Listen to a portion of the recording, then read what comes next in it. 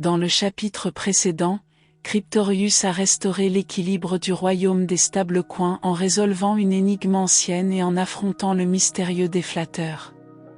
Aujourd'hui, il se retrouve dans un nouvel endroit mystérieux, où la finance décentralisée, ou DeFi, règne en maître.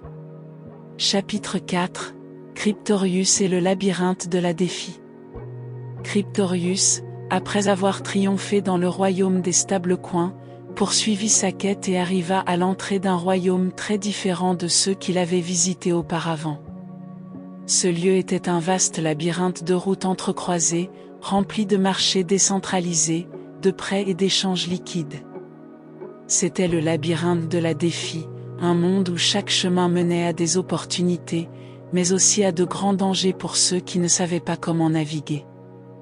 En entrant dans le labyrinthe, Cryptorius remarqua immédiatement que tout ici se jouait sans intermédiaire. Aucun roi, aucune autorité centrale ne dirigeait ces terres. Tout était contrôlé par des contrats intelligents, encore plus complexes que ceux qu'il avait rencontrés dans le royaume d'Ethereum. Chaque décision financière était automatisée, chaque accord était instantané, mais un faux pas pouvait tout faire basculer. Dans ce labyrinthe, Cryptorius rencontra des fermiers de rendement, des êtres mystérieux qui cultivaient des rendements sur leurs actifs.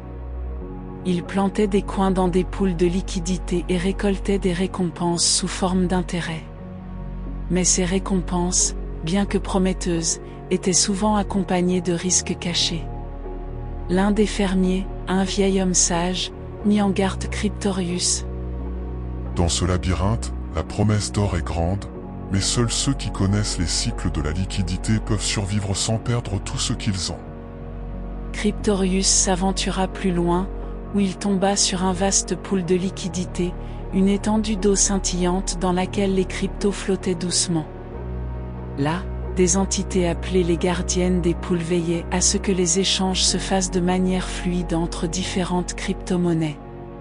Ces gardiennes étaient pacifiques mais vigilantes, car un déséquilibre dans la liquidité pouvait provoquer une instabilité dangereuse.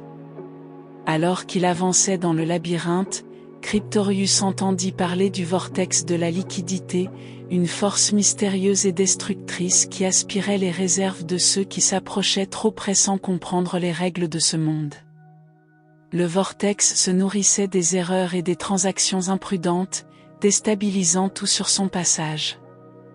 Les fermiers de rendement avaient déjà perdu une partie de leur récolte à cause de cette force imprévisible. Cryptorius savait que pour réussir sa quête dans le labyrinthe de la DeFi, il devait comprendre comment contrôler ce vortex et éviter ses pièges.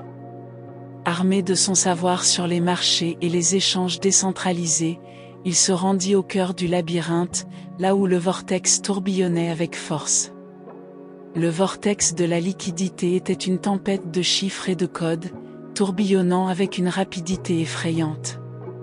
Pour le maîtriser, Cryptorius devait stabiliser les flux de liquidité entre les différentes cryptos.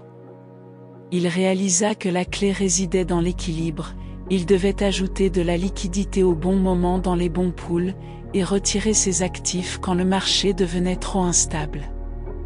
Tout était question de timing et de patience. Avec précision et stratégie, Cryptorius commença à manipuler les flux dans les poules de liquidité, ralentissant le tourbillon du vortex. Au fur et à mesure qu'il rétablissait l'équilibre, la tempête se calma, et le labyrinthe de la DeFi retrouva sa tranquillité. Les fermiers purent recommencer à récolter leur rendement, et les échanges se firent de manière fluide, sans interruption. En triomphant du vortex, Cryptorius avait non seulement maîtrisé l'un des plus grands défis du labyrinthe de la DeFi, mais il avait aussi appris l'une des leçons les plus importantes de ce royaume: la patience, l'équilibre et la stratégie étaient les clés du succès dans ce monde décentralisé.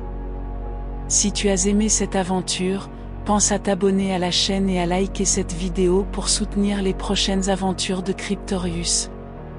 Ne manque pas le chapitre 5, où Cryptorius explorera un nouveau royaume et relèvera de nouveaux défis. Continue à écouter pour découvrir la suite de cette quête fascinante dans le monde des crypto-monnaies. À bientôt.